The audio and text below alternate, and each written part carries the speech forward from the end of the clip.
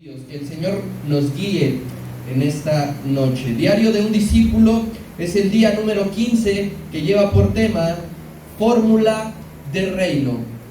Juan capítulo 3, versículo 22 hasta el 30.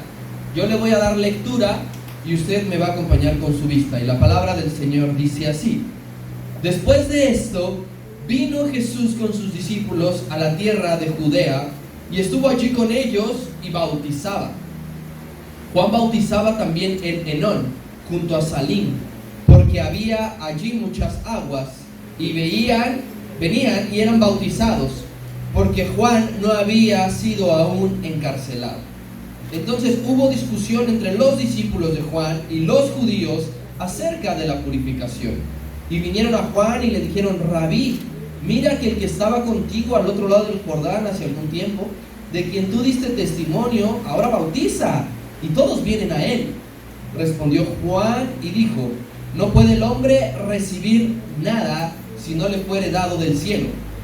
Vosotros mismos me sois testigos de que les dije: Yo no soy el Cristo, sino que soy enviado delante de él.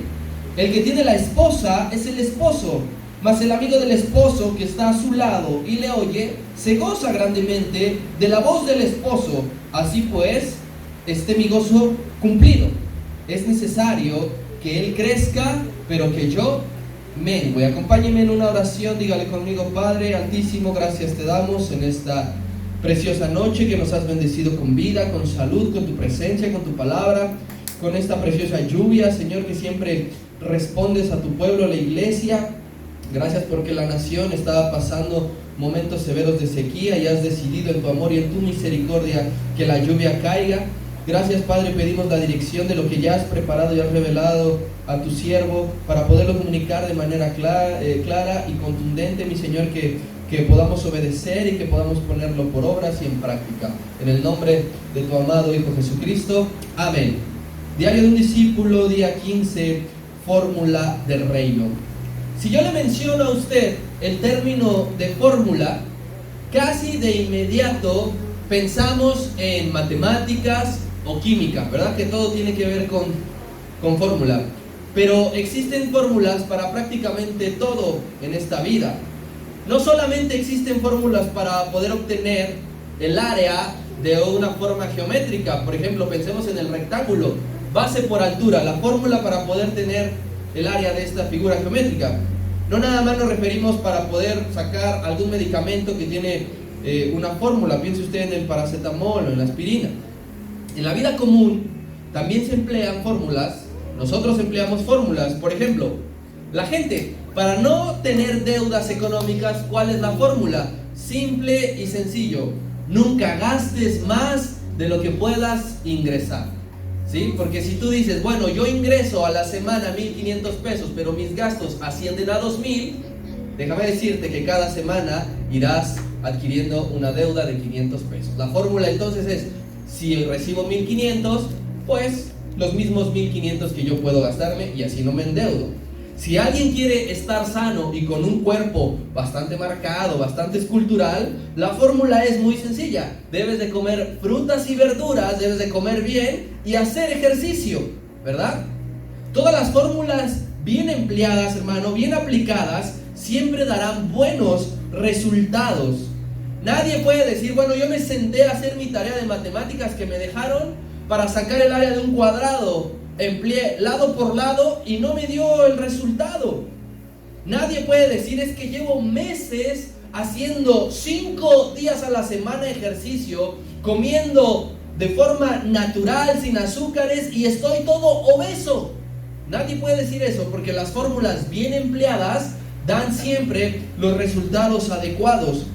Dentro del reino también hay una fórmula básica, y es incluso, hermano, mucho más simple y mucho más sencillo de entender. Porque ahorita a muchos de que les dije fórmulas matemáticas, luego reaccionamos y podemos decir: es que no soy bueno, no le entiendo. Pero en el reino, hermano, hay una fórmula mucho más sencilla para poderle aplicar y también dará buenos resultados. Juan el Bautista sí entendió esta fórmula. Juan el Bautista creyó esta fórmula, y Juan el Bautista compartió esta fórmula para cualquier cristiano que tenga una meta. agradar a Dios con su vida siempre. Versículo número 22 de Juan capítulo 3 dice: después de esto vino Jesús con sus discípulos a tierra de Judea y estuvo allí con ellos y él bautizaba. ¿Por qué dice después de esto? Venimos de lo que el Señor Jesús enseñó a Nicodemo y al mundo, que de tal manera Dios amó al mundo que envió a su Hijo. Dice, después de estas cosas el Señor hizo algo. Lo primero que hay que decir de esto es que el Señor sale de la tierra de Jerusalén, de la ciudad de Jerusalén. Allí se desarrollaron los últimos 4 acontecimientos que estudiamos, que registró el evangelista Juan. Entonces el maestro sale de la ciudad de Jerusalén y se va y se instala a otra región, a la región de Judea. Él llega a este sitio, no llega solo, llega con sus discípulos. A partir de que él llama a todos sus discípulos, no se les separaron un solo día. Y llegan todos juntos para seguir, para que siga aumentando, para que siga creciendo el ministerio tanto del Señor como de los discípulos. Los discípulos ya venían de aprender de que el Señor Jesús hace milagros. Recuerde usted que venían de la boda de Canaán. Los discípulos venían de aprender que el maestro siente celo por su casa cuando él echa a los campistas y a los vendedores. Los discípulos venían de aprender de que nadie puede engañar al Señor porque Él conoce el corazón, las intenciones y los pensamientos de todas las personas. Así que ahora los discípulos que están con el Señor se encuentran haciendo la labor de su ministerio. Se encuentran predicando y se encuentran bautizando a la gente en la región de Judea. ¿Sabes cuál es la clave? ¿Sabes cuál es lo más lindo de este versículo si pusiste atención? Que el mismo Hijo de Dios, dice el evangelista con todas sus letras, estaba allí con ellos. Vuelve a leer el 22, dice, después de esto vino Jesús con sus discípulos a tierra de Judea. ¿Y qué dice lo siguiente? Y estuvo allí con ellos. Esto es lo más bonito de este versículo. Dice que estuvo allí con ellos. No los dejó solos en ningún momento. No les encargaba el changarro, no les decía, ¿sabes qué? Predican, bautizan y después me alcanzan acá. Yo me voy a ir a descansar, yo me voy a ir a la playa porque estoy muy cansado de lo que he hecho. Estuvo el maestro allí. No les desmeritaba su trabajo, no decía, bueno, estos son principiantes, me voy a aburrir, me voy a desesperar. Estaba al pendiente de cada uno de ellos. Y seguro, querido hermano, que el maestro les daba consejos. Pasaban los días y venía, no sé, Pedro, y mira, Pedro, trata de hablarle así a la gente. Mira, Andrés, cuando bautices, ocupa este método. Mira, Felipe, tú habla así, haz esto. El Señor estaba allí con ellos mientras ellos predicaban y bautizaban. Más adelante, en el capítulo número 4, Juan el Evangelista nos va a aclarar una cosa, que el Señor Jesús no bautizaba. Él escribe claramente que el maestro no bautizaba. Entonces podemos entender que si no bautizaba el Señor Jesús, bautizaban los discípulos. Por eso es que dice allí, estuvo con ellos. Mano, cuando tú estás de lleno, metido completamente en el llamado que el Señor te ha hecho, en el llamado que todos tenemos aquí, porque yo confío que todos tenemos un llamado, ¿o es así? ¿Sí? Todos aquí tenemos un llamado que el Señor te ha hecho, que tú ejerces, y te tengo la misma noticia. El mismo Señor Jesucristo está ahí contigo. Cuando tú desempeñas tu ministerio, cuando tú llevas a cabo tu servicio, el Señor hace lo mismo contigo que hizo con sus discípulos, estar allí contigo. No importa si lo realizas aquí adentro, no importa si lo realizas allá afuera, no importa si está lloviendo, no importa si es fin de semana o entre semana, el Señor está ahí contigo cuando tú estás ejerciendo el llamado. Cuando tú te entregas totalmente y lo haces solamente para agradar a Dios, Él permanece ahí contigo. Él no te da un golpecito en la espalda y te dice, bueno, te veo en tu casa para que me rindas cuentas y me digas quién fue a la iglesia y quién se puso atención. Él está allí contigo. Si te toca limpiar, si te toca cuidar la puerta, si te toca dirigir la alabanza, si te toca tocar un instrumento, si te toca moderar, si te toca compartir la palabra, el Señor está aquí contigo. Y el Señor se goza grandemente de lo que tú haces.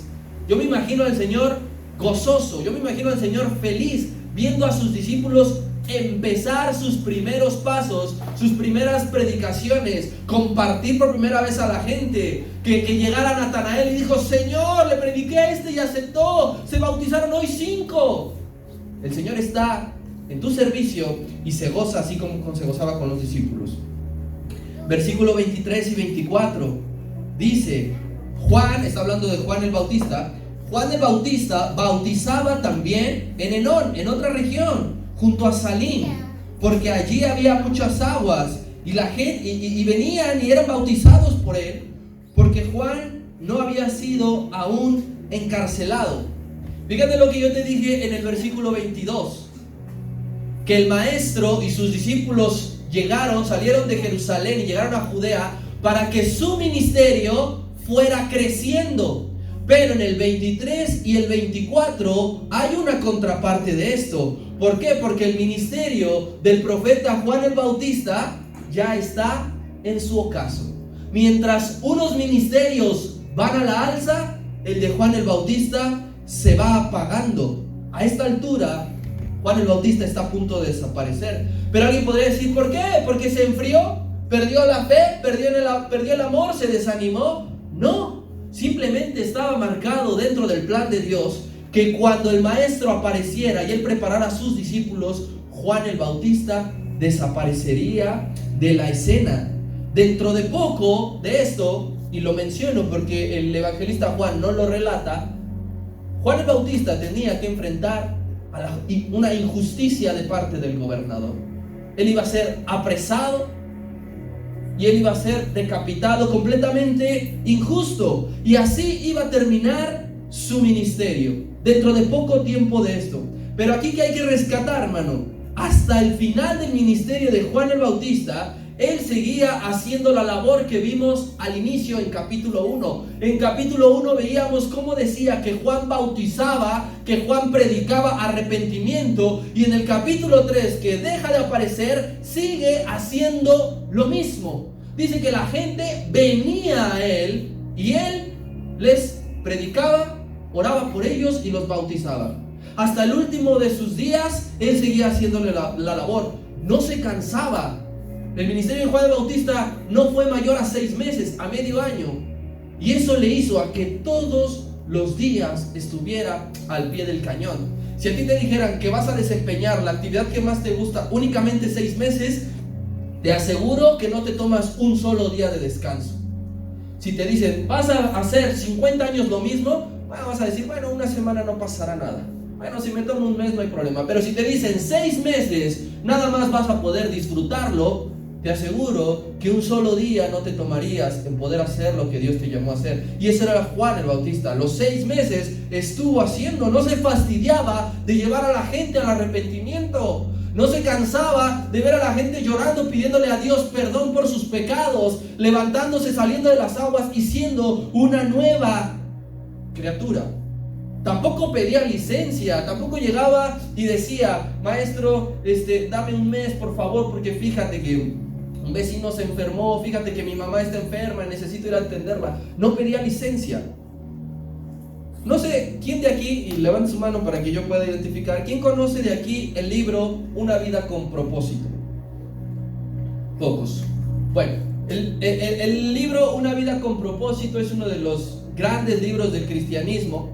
Y este libro lo escribe un hermano muy entregado que se llama Rick Warren.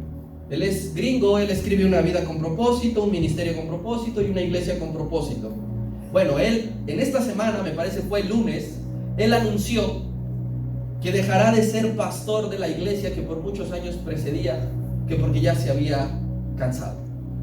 Y ya encontró un sustituto de este pastor. Él decía: llevo 40 años ejerciendo el pastorado, es una iglesia muy grande. Y él dice: me retiro de ser pastor, pero habrá otro. Juan el Bautista jamás dijo: necesito tiempo. Aquí hay un contraste bien claro en estos primeros 3 versículos. Jesús va para arriba y Juan el Bautista va para abajo. Y esto nos va a adelantar un poco la fórmula del reino. Mientras el ministerio de uno iba en aumento, el otro disminuía. Mientras el Señor iba siendo cada vez más conocido y alabado, el otro sería olvidado.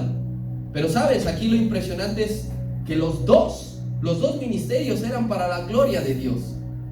Mientras uno se estaba apagando, seguía glorificando el nombre de Dios, porque Dios se complacía y decía: este cumplió su cometido, este llegó hasta el final. Mira que no sé si tú sueñas con eso algún día, que llegue en el final de tus días y que el Señor diga: cumpliste el propósito. El Señor se va a gozar. A lo mejor no todos vamos a morir en cama, ¿verdad? Sin dolor. A lo mejor vamos a morir de alguna manera que no nos gustaría, que no pensamos, no imaginamos. Lo importante no es cómo morimos. Lo importante es que el Señor diga: este cumplió el propósito. Este todos los días de su vida nunca abandonó. Nunca. Versículo 25 y 26 dice: entonces hubo una discusión entre los discípulos de Juan y los judíos acerca del tema de la purificación. Y vinieron a Juan y le dijeron: Rabí, mira que el que estaba contigo al otro lado del Jordán, de quien tú diste testimonio, bautiza, y todos vienen a él. Aquí aparecerán los últimos personajes que le mencioné al principio: discípulos de Juan el Bautista y un grupo de judíos.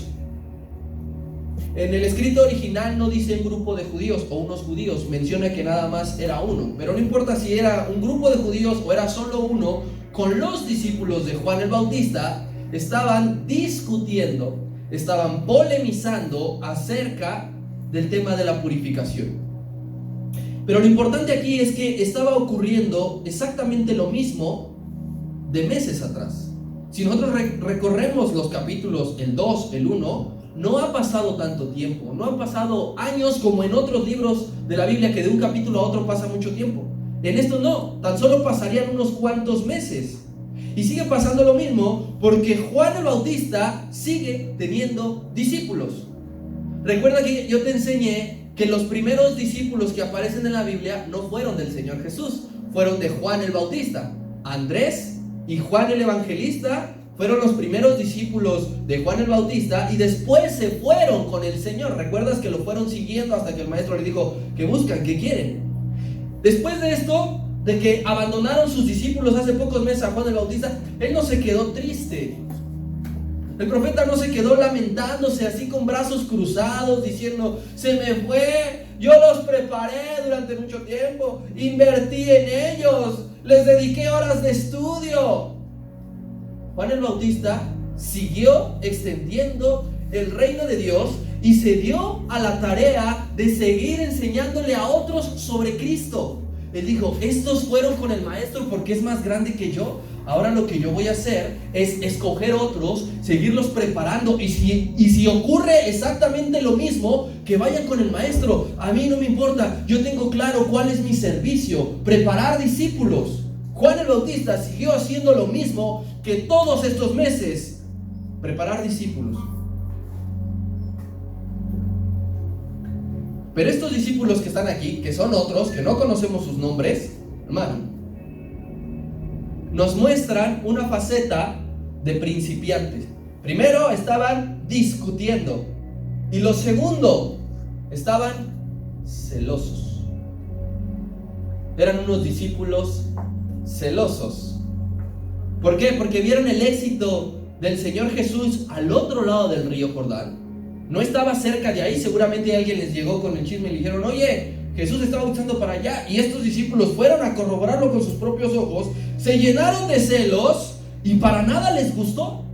No les agradó en lo absoluto que aquel que Juan el Bautista había dicho y había dado testimonio ahora estuviese bautizando y haciendo lo mismo que ellos. Lo habían tomado como una competencia, como si esto fuese una empresa y cada quien remara para su lado.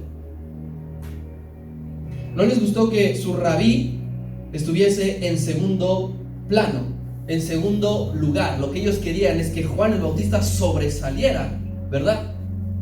Y hacen algo que tú y yo debemos evitar a toda costa: llevar chisme. Ellos llevaron un chisme, pero no un chisme cualquiera. Llevaron un chisme basado en la envidia. Así que aquí se forma, vamos a echarle un poco de chisme y vamos a echarle un poco de envidia. Y ellos lo que esperaban cuando llegaron con Juan el Bautista a contarle de mala leche, ellos esperaron que Juan el Bautista reaccionara de una forma rabiosa, que empezara a patear todo. No, ¿cómo puede ser posible? Jesús me ha traicionado, que no se acuerda quién le enseñó, que no se acuerda quién lo anunció. Tal vez ellos sus discípulos esperaban que Juan el Bautista se enojara así demasiado que se enojara. Como a veces nosotros cuando escuchamos un chisme, lo primero que hacemos es enojarnos, ¿verdad?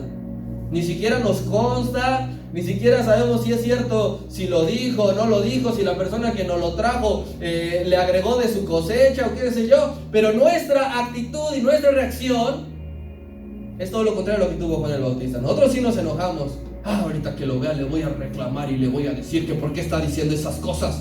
¿Qué le pasa? Los discípulos, hermano, cometemos errores. Tú y yo somos unos discípulos. Y los discípulos cometemos errores. Y mucho más en etapa de aprendizaje. Es decir, que cuando vas empezando es cuando más nos equivocamos. Por ejemplo, los discípulos de Jesús no se cansaron de regarla. Nosotros vemos las escrituras, errores de los discípulos. ¿Recuerdas a los Boanerges? Ellos dijeron, no nos recibieron en esta ciudad, ¿quieres que oremos y que descienda fuego del cielo y los consuma? Error de principiante, error de discípulo. ¿Te acuerdas de Pedro? Cuando fueron a apresar al maestro, ¿a quién le cortó la oreja? A Malco. Error de discípulo, porque el maestro le dijo, basta ya. El que a hierro mata, a hierro muere. ¿Recuerdas a Felipe? El maestro ya se iba y ¿qué le dijo? Me basta si me muestras al Padre. Todo este tiempo y me dices eso. Error de discípulo. ¿Recuerdas a Tomás? El Señor se le aparece y le dice, si no meto pues mi dedo allí, no voy a creer. Error de discípulo. Todos los discípulos, tú y yo, cometemos errores. Los discípulos de Jesús cometieron errores. Los discípulos de Juan el Bautista cometieron errores. Pero aquí lo que hay que resaltar es la reacción. Juan el Bautista, hermano, estaba completamente por encima de cualquier chisme. Juan el Bautista, un hombre con una relación con Dios. Juan el Bautista, un hombre que entendía su servicio, que entendía su ministerio, que entendía su llamado, estaba por encima sin importar quién y qué le fueran a decir, aún así fuera todos los días. Juan el Bautista estaba sobre la envidia y sobre los celos. No lo iba a mover. Después de un tiempo hay errores para discípulos que ya no son aceptables. Hay errores para discípulos que ya no lo puedes seguir cometiendo. Juan el Bautista hubiese cometido un error si caía en la envidia, si caía en los celos, si se dejaba llevar por el chisme. Él hubiese caído en un error de discípulo, pero él ya no era un discípulo cualquiera. Él la tenía bien clara. Así que el profeta corrige a sus discípulos, les da una preciosa enseñanza con estas palabras. Versículo 27 dice, respondió Juan, los escuchó, dejó que se desahogaran y les dijo, vean mis queridos amigos, no puede el hombre recibir nada si no le fuere dado del cielo. Tremenda enseñanza, y con eso los calmó y derribó todo e impidió que se repitiera. Él dijo, tú vienes y me dices que el Señor Jesús tiene un exitazo rotundo, que no dejan de bautizar gente. Es como si nosotros, hermano, escucháramos, se acaba de plantar una iglesia en la esquina, y saben que tienen cultos todos los días, y saben que en todos los cultos están a reventar, la gente está fuera de la calle, y que nosotros nos enojáramos tanto que fuéramos y les apedreáramos los autos, que fuéramos y les rayáramos las puertas. Eso sintieron los discípulos de Juan. ¿Cómo puede ser posible? Nosotros somos los que bautizamos, nosotros somos los que llevamos a la gente al arrepentimiento. Así que vienen con Juan y Juan les dice una cosa, mira, ven, te voy a explicar una cosa. Nada de lo que tú puedas ver que Dios hace en los hombres, ellos lo consiguen por otro lado, únicamente del cielo. Así que lo que tú vienes a decirme no me sirve. En otras palabras, hermano, todo lo que tiene Juan el Bautista, todo lo que tuvo Juan el Bautista, todo lo que tuvo el Señor Jesús, todo lo que tuvieron sus discípulos, todo lo que tú tienes proviene del mismo lugar, proviene del cielo. Todo lo que tuvo Juan el Bautista, todo lo que tuvo el Señor, todo lo que tuvieron los discípulos, todo lo que tenemos nosotros, viene del mismo ser. Todo es parte de Dios. Todo proviene de Dios. Y esto es algo que a nosotros nos reafirma lo siguiente. Jesús, cuando llamó a sus discípulos, lo hizo porque vio algo en ellos. Juan el Bautista, cuando vio a sus discípulos, los llamó y lo hizo porque vio en algo en ellos. Los discípulos del Señor Jesús aceptaron el llamado porque los discípulos vieron algo en Jesús. Los discípulos de Juan el Bautista aceptaron el llamado porque vieron algo en Juan el Bautista. Por eso les siguieron a ambos. Por eso es que el profeta tampoco se ofendió de los grandes resultados que el Señor Jesús tenía y sus discípulos, porque Juan el Bautista entendía que del cielo viene todo. Juan el Bautista entendía que era porque Dios así lo dispone. Cuando nosotros oramos aquí, siempre pedimos que sean bendecidas las iglesias que estén cercanas, que estén en la misma colonia, que estén un poco más allá. ¿Por qué, hermano? Porque todo viene del cielo, porque todo es para Dios. Porque no vamos a llegar al cielo y nos van a decir, a ver, corte de caja, que pase Josué Soberanes. Bueno, él le predicó a 120 personas y logró que se bautizaran 4. Pásale, te toca este reconocimiento. Uy, tú nada más predicaste a 2 y nadie se bautizó. Ni modo, espérame allí tantito. Porque todo lo que tú y yo hacemos, todo lo que las iglesias en conjunto hacemos, todo va para la gloria de Dios. No trabajamos por cuenta propia. No tenemos una empresa personal. Hermano, Dios a ti te ha dado algo. A todos nos ha dado algo que proviene del cielo. No sé qué don Dios te ha dado. No sé qué talento Dios te ha dado. No sé qué habilidad Dios te ha dado. Así que te digo lo mismo que Juan el Bautista: jamás envidies a otro por lo que tiene. Jamás lo envidies por lo que tiene. Por más chismes que te traigan, por más que vengan personas y que te digan, ¿ya viste? Otra vez está pasando. Otra vez, ¿ya viste? Nuevamente esto, nuevamente lo otro. No dejes que eso afecte tu corazón. Siempre recuerda que lo que tú tienes y lo que tiene el otro, del cielo proviene. Es cierto, a algunos nos ha dado más que a otros, o nos ha dado menos que a otros. Si no, ve la parábola de los talentos. Hay a quien le dio 5 y hay quien le dio 1. La cuestión no es esa. Todo es para gloria del Señor. Y yo te digo, si tú no lo has entendido así, si tú te has quejado en algún momento, o si te sigues quejando, te traigo la solución. Cualquier tipo de quejas, directamente con Dios. Tú tienes alguna queja de que aquel hermano tiene 5 talentos y tú 2, ve con Dios. A Él pídele explicaciones, a Él reclámale. Las personas que ves físicamente no tenemos nada, absolutamente nada que ver. Dios repartió y dice que Él da el Espíritu por medida, como Él quiere. Amén.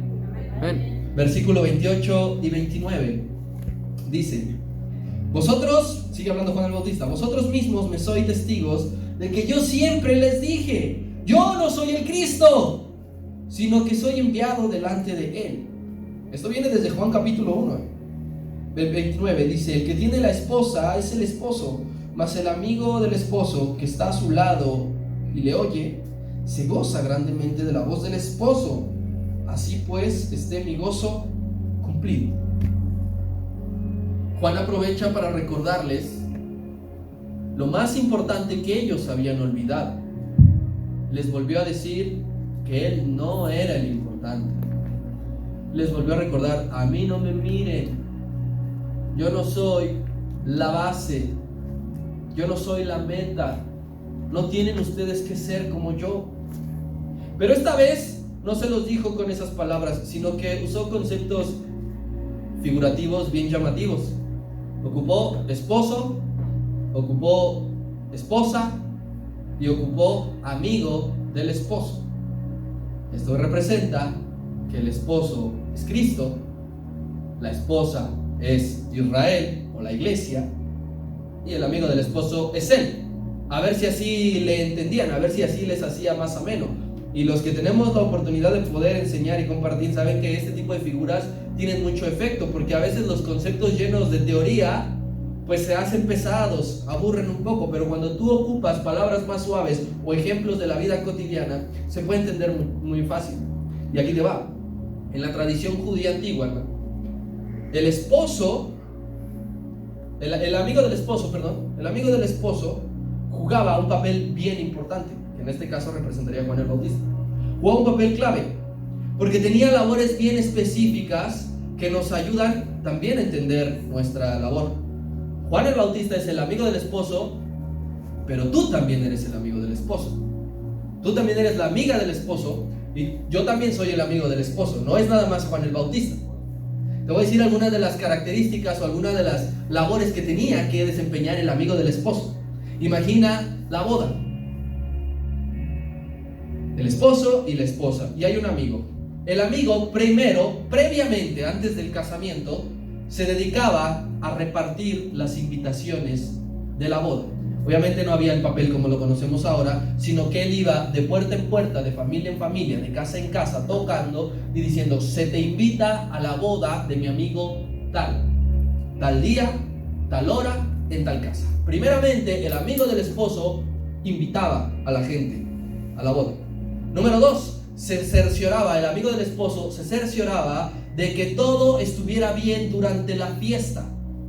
Los esposos estaban felices, concentrados, así que tenía que haber un responsable, y este era el amigo del esposo que se encargaba de decir qué falta, qué necesitas, qué hay, qué se rompió, qué se acabó. Otra tarea del amigo del esposo, y esta es la más importante: él supervisaba la alcoba donde los recién casados iban a tener intimidad.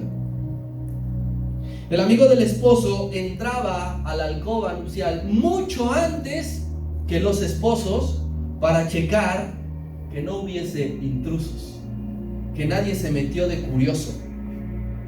Y así dice aquí que el amigo del esposo, ¿qué dice? Oye su voz. ¿Por qué dice esto? Porque cuando el amigo del esposo entraba a la alcoba, cerraba las puertas, revisaba todo, y cuando escuchaba la voz que el esposo y la esposa venían, él se salía para que los esposos pasaran la noche. Y dice aquí que el gozo del amigo del esposo era como si él se hubiese casado, como si él era el de la fiesta, como si él entraría a tener intimidad. Nosotros, hermano, somos los amigos del esposo. ¿Por qué? Porque tú y yo repartimos las invitaciones a una gran boda, a las bodas del Cordero. Tú y yo repartimos la invitación de que acepten al Señor como su Señor y su Salvador. Tú y yo repartimos, vamos de gente en gente, de casa en casa, de familia en familia, diciendo: el Señor te está llamando, acéptalo en tu corazón. Nosotros somos los amigos del esposo porque entramos, hermano, a revisar, a enseñar, a discipular a la gente, para que la gente se una y se convierta en la esposa. Tú ya eres parte de esto, pero el amigo del esposo tiene que salir a hacer su labor. Desde la aparición de Juan el Bautista, siempre él se estuvo manejando en un segundo plano, siempre trasladó todo el enfoque a Cristo, siempre estuvo diciendo: yo no soy el Mesías, yo no soy el ungido, yo no soy el enviado. Y eso a Juan el Bautista le daba gozo. Bueno, tú vas a recibir en tu vida de mucha gente, familia, amigos, cualquiera, consejos. Mira, consejos entre comillas. Consejos que te van a invitar a ti a convertirte en ser el más importante. que te van a decir, deja eso, no te cansas nada más de estar sirviéndole a tal, no te cansas nada más de que tengas un patrón, y te van a estar incitando a que tú te conviertas en lo más importante. Hace mucho tiempo aquí, una esposa le decía a su esposo que se saliera y que formara su propia iglesia, porque ya no podía haber dos cabezas en una misma iglesia. Le decía, sal y tú forma tu propia iglesia, levanta tu propia iglesia. Esos consejos, hermano, son los que luego vienen a nuestra vida, y nosotros debemos de recibir y de contestar lo mismo que Juan. Yo no soy el importante. A mí no me interesa tener un lugar protagónico. ¿Sabes? Tú y yo nos ahorraríamos muchos resentimientos, nos ahorraríamos mucha falta de perdón si tan solo entendiéramos de una vez y aceptáramos de todo nuestro corazón que Dios también llamó a otros y que Dios le dio a otros más de lo que nosotros tenemos. Si tú entiendes eso y aún así trabajas, estás del otro lado. Pero si nada más estás viendo qué está haciendo Él, cuánto tiene Él, cuántos resultados tiene Él, tu vida se va a llenar de resentimiento. Así que deja eso de lado, vive una vida plena de gozo, aceptando a lo que Dios te llamó a hacer. Y aunque venga gente y que te diga, tú eres más importante, tú eres más guapo, tú eres más fuerte, tú lo haces mejor, sin ti eso no funciona, aquí la respuesta es, yo no soy el Cristo. Hay cosas, hermano, que nunca deben de cambiar, y Juan el Bautista nos lo enseña. Primero, no hay que cambiar nunca, que siempre hay que estar haciendo discípulos. Siempre. Juan el Bautista al inicio haciendo discípulos, Juan el Bautista al final haciendo discípulos. Hay cosas que no deben de cambiar. Tú debes de estar haciendo discípulos siempre. No te debes de cansar nunca de hacerlo. Físicamente nos cansamos, sí, me refiero a cansarte de querer hacerlo. No debes de dejar de hacer nunca discípulos. Recuerda la ordenanza en Mateo 28. Id y hacerte menso. No, ¿verdad? Id y perder el tiempo. No, ¿verdad?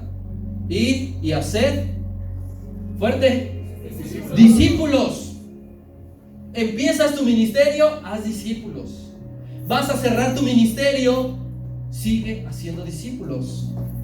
Siempre ten, hermano, tú siempre ten a alguien a quien predicarle. Siempre. Oye, es menor que yo.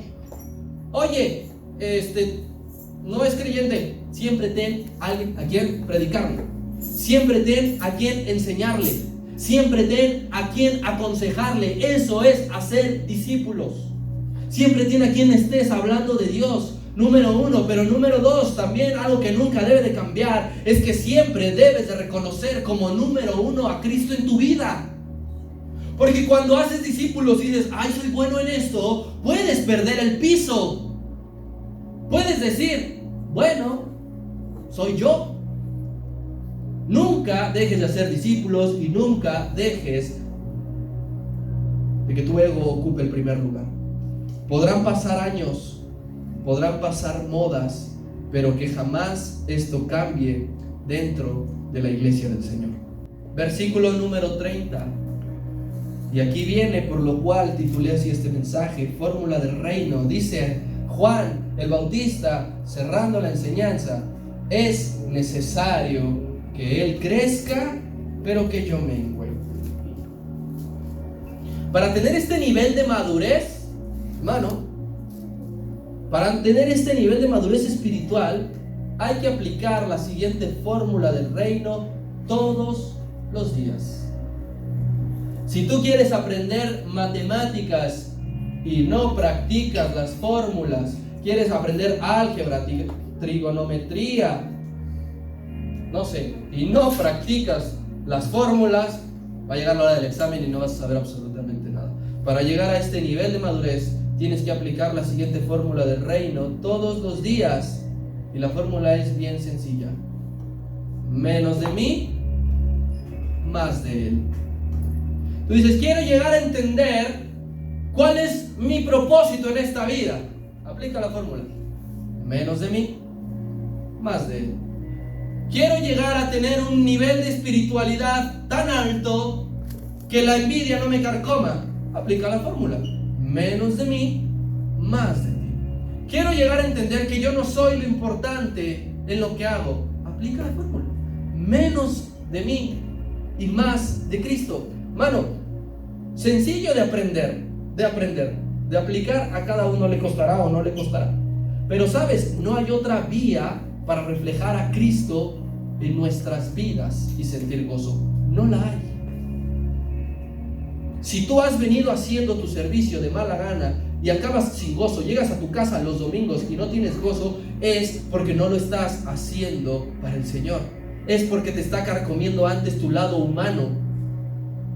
Para poder llegar a acostarnos en casa después de un largo día de servir a nuestro Señor y tener una sonrisa de oreja a oreja, tenemos que darnos cuenta que es menos de mí y más de Él. No puede ser al revés. No puedes tener resultados como estos de Juan el Bautista diciendo todos los días más de mí y menos de Cristo. No vas a llegar a este resultado. No vas a llegar a este entendimiento. ¿Sabes qué va a pasar? Te vas a morir de tristeza, de coraje, como mi buen amigo Jonás, porque él no reflejaba menos de su vida para darle lugar a Dios. Él se murió enojado, él se murió irritado, y a veces nosotros así estamos. La fórmula tampoco puede ser: bueno, Señor, no va a ser ni más de mí, pero tampoco que sea más de ti. ¿Qué te parece 50-50, vale? 50 y 50, nos vamos a las michas, ¿sabes? Tampoco va a funcionar. Porque todas las características buenas vendrán de parte de Dios y todas las características malas las vas a sumar tú y no va a dar resultado. Si tú multiplicas base por altura, no te va a dar lo de un cuadrado, te va a dar lo de un rectángulo. Así que si tú dices 50 y 50, no vas a poder llegar a entender que es menos de mí y más de Él. Siempre, querido hermano, debe de ser: yo me resto y a Él le sumo. Todos los días. Te digo en esta noche, dale más espacio al Señor en tu corazón. Dale más espacio. Piensa en un 100%. ¿Cuánto tiempo llevas estancado en un 20% que le has dado el corazón a nuestro Dios? ¿Cuánto tiempo ha pasado sin que digas: ay, verdaderamente ahora sí ha sido cada vez más de Él y menos de mí? Llevamos años a lo mejor sumando más de mí y menos de Él. Ay, estoy cansado, no voy a orar.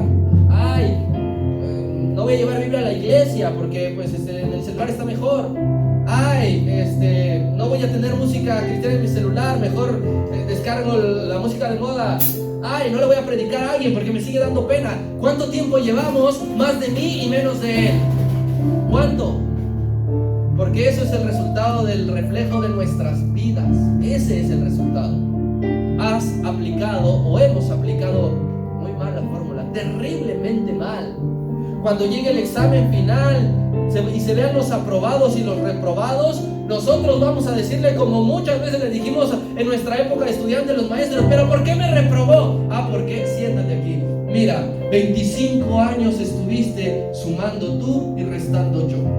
Por eso estás reprobado. Apártate de mí, hacedor de maldad.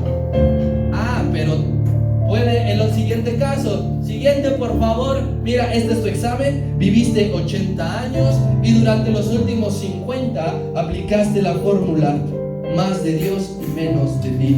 Estás aprobado. Entra en el gozo de tu Señor.